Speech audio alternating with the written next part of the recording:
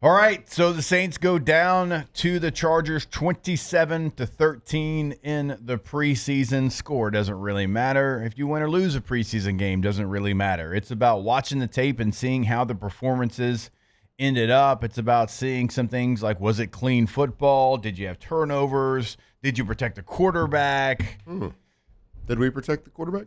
No, that did not happen. My biggest takeaway from the Saints preseason game, the Saints offensive line, and now with Trevor Penning leaving the game, Will Clapp leaving the game, I mean, you're down a couple of bodies. But the Saints had their one offensive line out there against Charger backups and could not block them. That is troublesome. That makes you worry. I mean, like I said, you had multiple parts of your first offensive line out there, and they were losing. The Chargers fullback, their starting fullback, who like dabbles in playing defensive line, was beating some of your first-team offensive line. That's a problem. And are we talking pass pro, run blocking? What are we talking? I saw the pass blocking.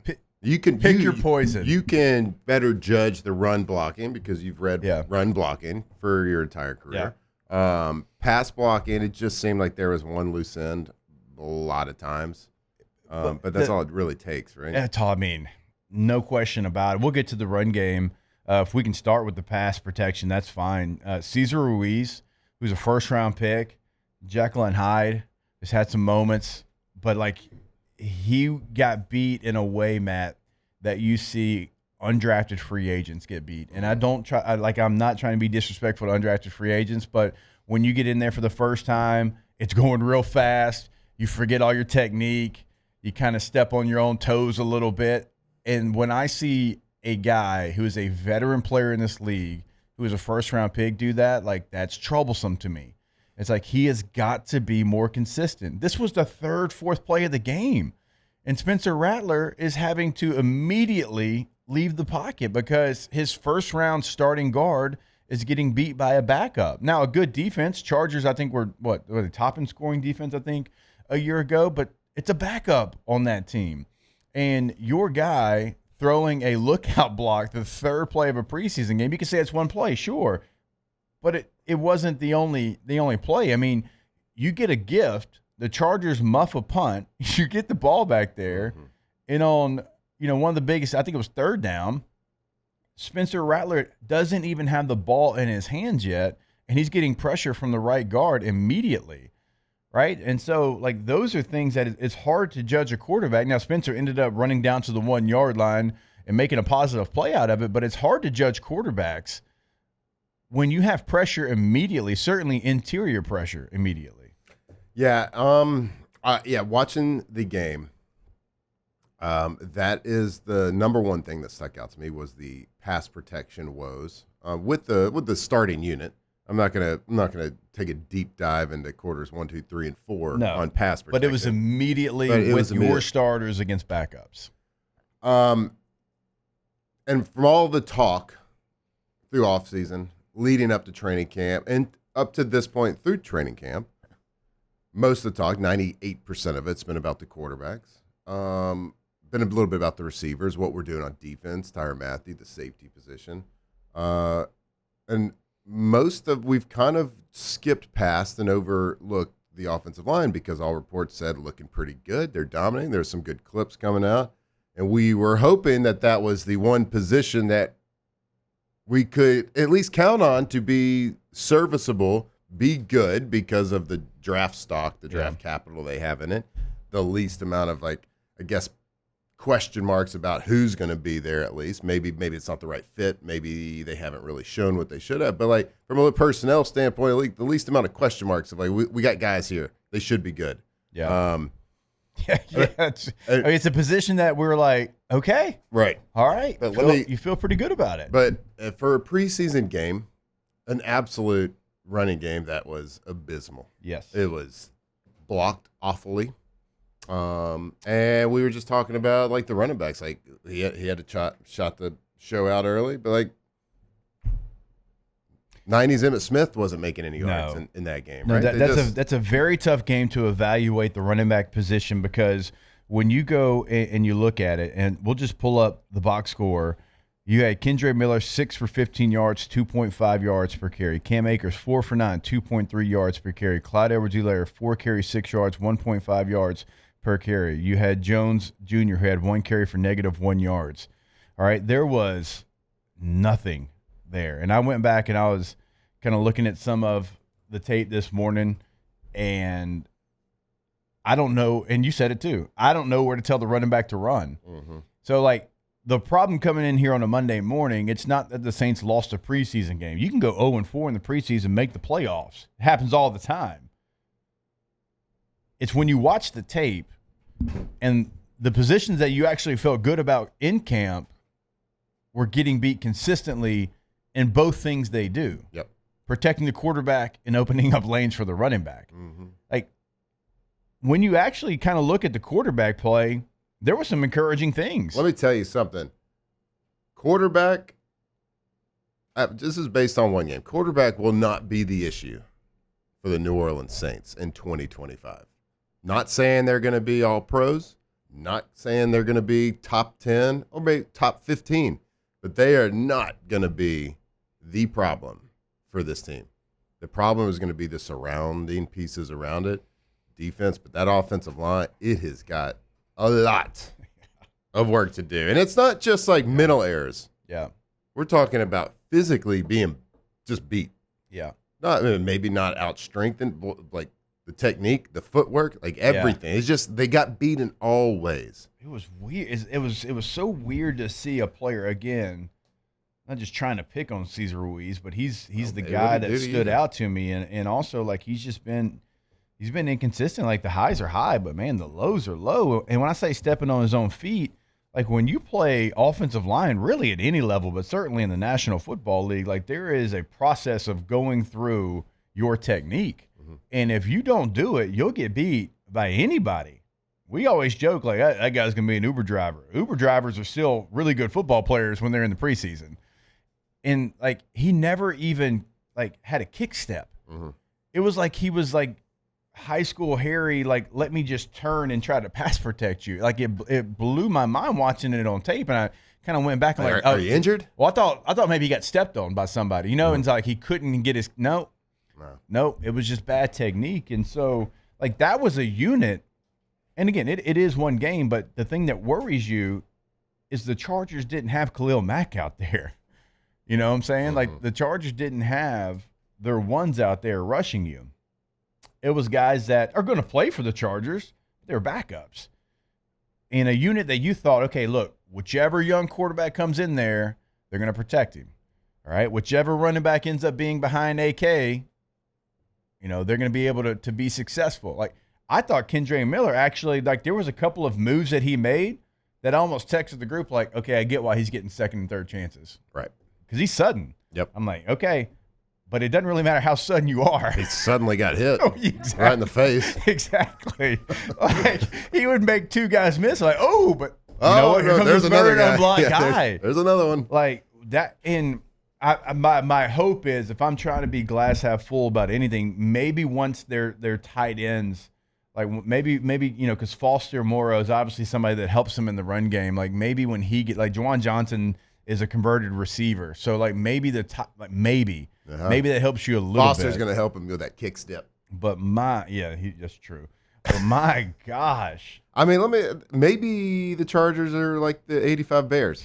Look, they are they really were. I mean, they led the league in scoring defense, but if they weren't one, they were like top three. But like, it wasn't their guys. Like you didn't have Derwin James wasn't out there.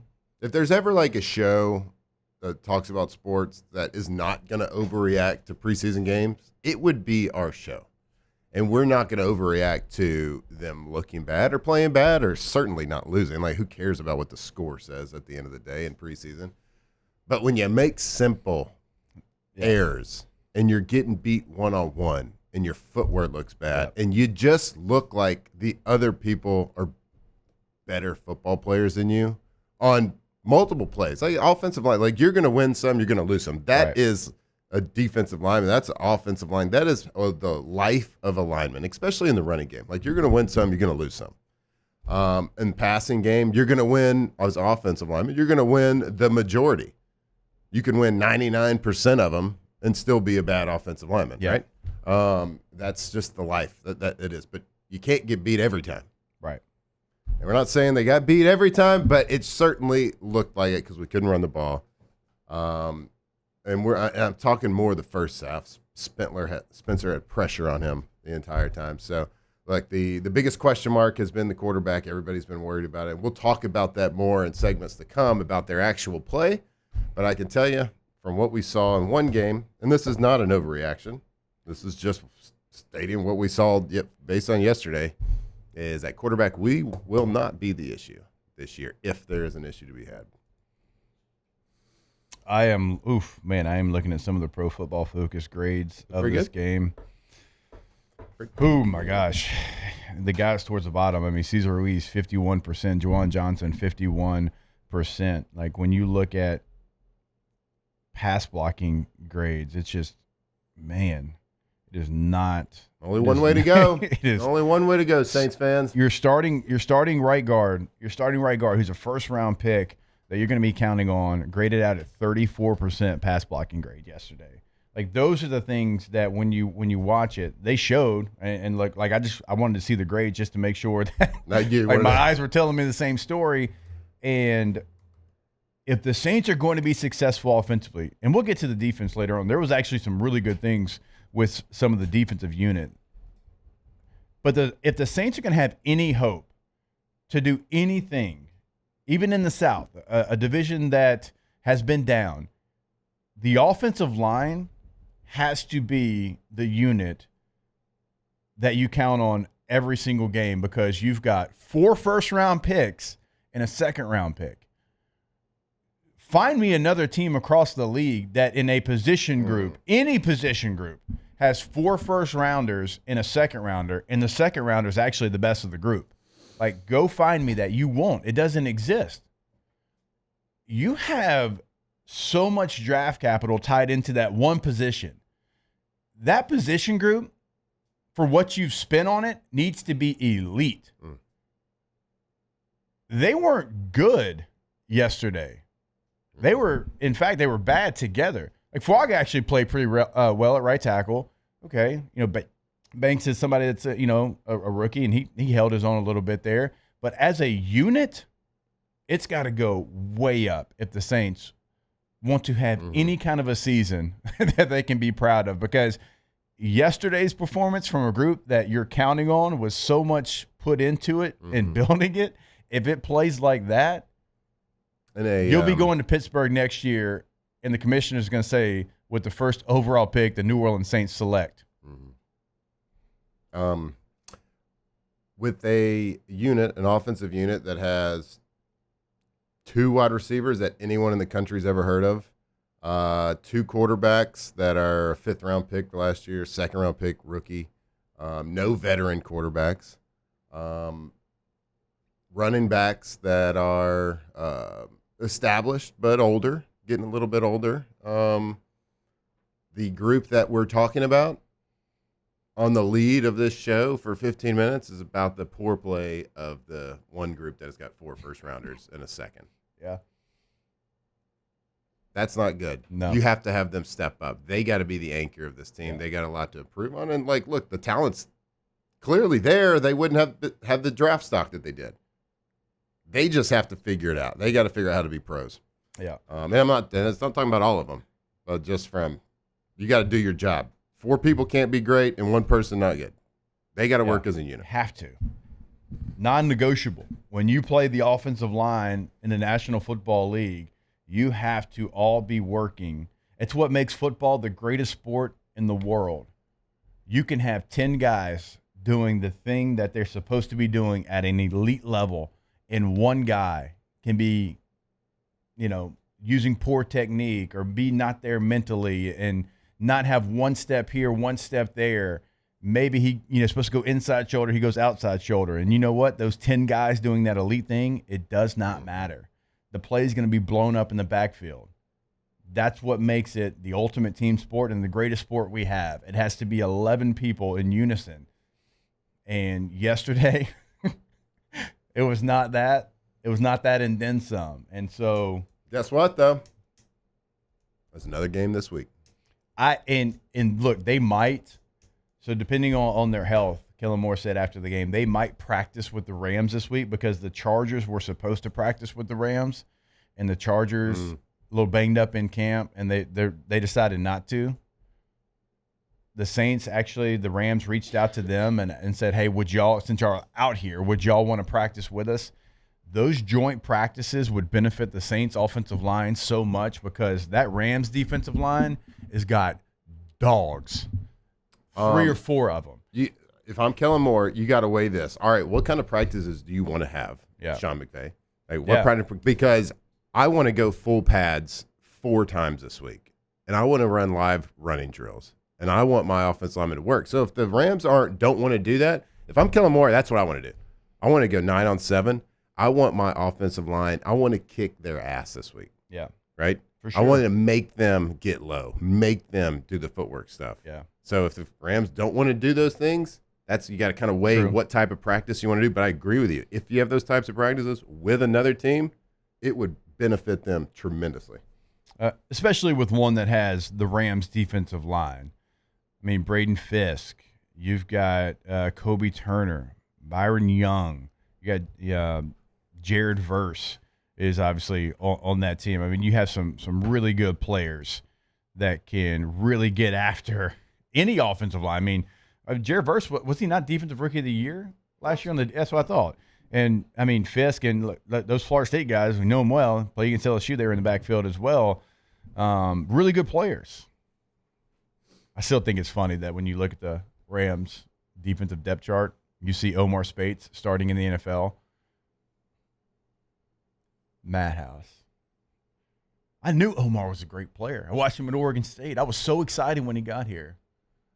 Everybody was calling him Slowmar Spates for his play at LSU. No, turned out it was just Madhouse. Turned out it was just Madhouse. Guy starting in the NFL as an undrafted free agent.